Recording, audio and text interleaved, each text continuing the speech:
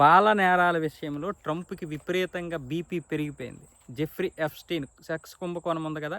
ఈ సెక్స్ కుంభకోణంకి సంబంధించి ఆ ఫైల్స్ ఇప్పుడు బయటపడ్డాయి. ఇందులో చాలామంది ట్రంపే పెద్ద ముద్దాయి, నిందితుడు. ఎందుకంటే మైనర్ బాలికలతో ఇతనే ఎక్కువగా ఇది చేశాడు, సంభోగం చేశాడు.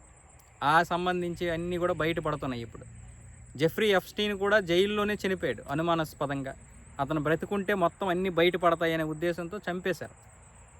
ఒకళ్ళు కాదు, ఇలాంటి ట్రంపులు, అలాగే దేశ మాజీ అధ్యక్షులు, ఇంకా రాజకీయవేత్తలు, బిజినెస్ మ్యాన్లు, రాకుమారులు, ఒక్క అమెరికాలోనే కాదు, అది బ్రిటను, అలా మొత్తానికి ఆ పాశ్చాత్య దేశాల్లో ఉన్నటువంటి బడా బడా బావులందరూ కలిసి మైనర్ బాలికల్ని కోట్ల కొలది డబ్బులు పోగు చేసి ఈ జెఫ్రీ ఎప్‌స్టీన్ చేతిలో పోసి వాడేమొచ్చేసి వీళ్ళ దగ్గర ఇది చేయించాడు. ఆ పాపం ఆ మైనర్ బాలికలతో లైంగిక దాడులు చేయించాడు. మైనర్ బాలికల మీద లైంగిక దాడులు చేయించాడు వీళ్ళ చేత. ఇప్పుడు అవన్నీ బయటకు వస్తున్నాయి. దాని గురించి ఒక వ్యక్తి, ఈ ఫైల్ నువ్వు ప్రొటెక్ట్ చేస్తున్నావు కదా, నువ్వు అలాంటోడువు, నువ్వు సెక్స్ కుంభకోణంలో ప్రధాన నిందితుడివు అని ఒక విలేకరో లేకపోతే ఒక వ్యక్తో మొత్తానికి ఈ ట్రంప్ వచ్చినటువంటి ఒక కంపెనీ దగ్గరికి పర్యటించడానికి వస్తే అక్కడ అరిస్తే ట్రంప్కి బీపీ పీక్స్కి వెళ్ళిపోయి ఫక్ అని ఇలా చూపించాడు. అంటే ఏం చేయాలి? ఒకవైపు ఏమొచ్చేసి అగ్రరాజ్యం అనే అహంకారంతో ఇష్టం వచ్చినట్లుగా ప్రవర్తిస్తున్నటువంటి ట్రంప్కి కొన్ని దేశాలు వినడం లేదు.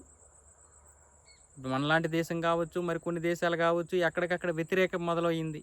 అగ్రరాజ్యం లేదు, తొక్క రాజ్యం లేదని కూడా చాలామంది అంటున్నారు. మరొక వైపు ఉక్రెయిన్ రష్యా యుద్ధం ఆగడం లేదు. అక్కడ ట్రంప్ మాట వినడం లేదు. మరొక వైపు F-16 యుద్ధ విమానం కూడా కూల్చేసింది రష్యా. ఇప్పుడు 500% సుంకాలు విధిస్తామంటే ఇప్పుడు కాంగ్రెసు సభ ఆమోదించకపోవచ్చు. పక్కన పెడితే సుప్రీంకోర్టు ఈ 50% సుంకాల విషయంలోనూ, లేకపోతే మామూలుగా ఏదైతే సుంకాలు 500% కాకుండా అంతకుముందు విధించినటువంటి సుంకాలన్ని విషయంలో కూడా కేసులు నడుస్తున్నాయి.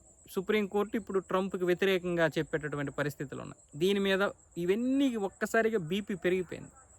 అందుకు ఏం చేస్తున్నాడో కూడా ఈ పిచ్చోడికి అర్థం కాక మిడిల్ ఫింగర్ చూపించాడు. సరే, వాడి కోపం, ఒక అమెరికా అధ్యక్షుడు బహుశా అమెరికాని నాశనం చేయడానికి పుట్టొచ్చు. ఎందుకంటే అతను ఆ విధంగానే ఉంది. ఏదో మొత్తానికి అమెరికా ఏదైనా చేయరాని నేరము, లేకపోతే ఏదో మొత్తానికి ట్రంప్ మీద మోపు ఉంటుంది, అందుకే అమెరికాని నాశనం చేయాలనే ఉద్దేశంతో కూడా ఈ విధంగా చేశాడని కూడా కొంతమంది అంటున్నారు. ఇలా చేస్తున్నాడు, అమెరికా ఆర్థికాన్ని ఏదో మొత్తానికి ఆర్థిక వ్యవస్థను బలోపేతం చేస్తానంటున్నాడు, కానీ అమెరికాని మొత్తం పూర్తిగా సర్వనాశనం చేసేస్తాడు మరో 3 సంవత్సరాల్లో. అతడు పదవి దిగిపోయేటటువంటి కాలంలో ఇదే జరుగుతుంది, ఖచ్చితంగా జరిగి తీరుతుంది కూడా కొంతమంది ఆర్థికవేత్తలు, నిపుణులు చెబుతున్నారు. బహుశా ఆ పిచ్చోడు చేసినటువంటి అవే కావచ్చు. ఇలాంటి పరిస్థితుల్లో ఈ జెఫ్రీ ఎప్‌స్టీన్ చనిపోయిన తర్వాత కూడా ఈ ఫైల్స్ రావడం అనేది ఎంతోమంది జీవితాలని అతలాకుతలం చేసేస్తుంది ఇప్పుడు.